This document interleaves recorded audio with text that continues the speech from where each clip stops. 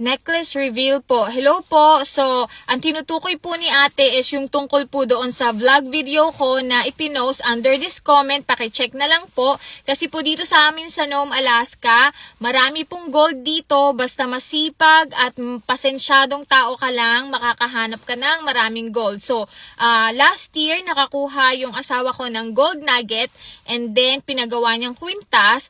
Kaya, ayun yung tinutukoy ni ate na necklace reveal daw, and then since marami rin yung nagre-request na ipakita ko, so eto, ipapakita ko saktong-sakto. Suot-suot ko siya kasi kaka-out ko lang ng trabaho kanina, suot ko siya. So eto. So eto siya guys, ayan. Kung ano yung nakikita nyo, ganyan talaga siya nakuha ng aking asawa, ayan. Ganyan kalaki yung talagang gold nugget na nakuha ng aking asawa, ayan.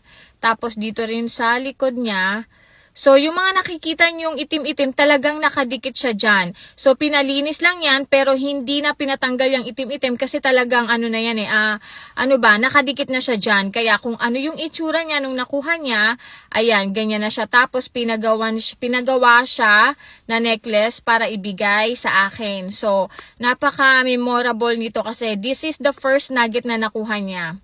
Ayan, nakikita nyo ba? Nang maayos, ayan.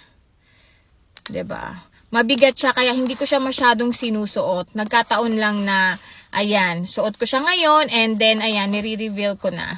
Anyway, if you wanna do some research, dito yung isa sa pinakasikat na history ng Nome, Alaska is yung tungkol sa gold. So, between 1800 to 1900, merong 3 dayuhan na nakadiscover ng gold dito. Tapos yung kumalat yung balita na yon, and then halos iba't ibang dayuhan na mula sa iba't ibang panig ng mundo dumayo dito. Tapos marami silang nakuhang gold. Hanggang ngayon pa rin naman, merong mga dumadayong mga dayuhan para lang manguha at maghanap ng gold. Pero hindi na ganun karami.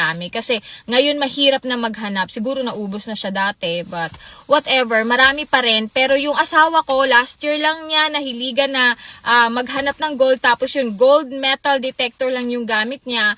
So ayun, nakachempo siya. Tapos yun, hindi na siya tumigil. Tapos bumili din siya ng mga iba pang mga equipment para makahanap ng gold. Siguro, i-vlog ko yun sa mga susunod pang pagka meron akong time. Time lang naman ang kailangan ko para makapag-post ng marami dito sa TikTok. Gusto ko nga pala i-flex yung tirik na araw dito. Ayan, nakikita nyo ba yan? Tirik na tirik siya, nakakasilaw. And 1 o'clock na ng madaling araw, kaka-out ko lang ng trabaho. Yes, hindi na dumidilim sa amin dito sa Nome, Alaska kasi summer na, kaya napakahirap matulog. So, ayun lang. Gusto ko lang naman i-flex. So, yun lang. Bye!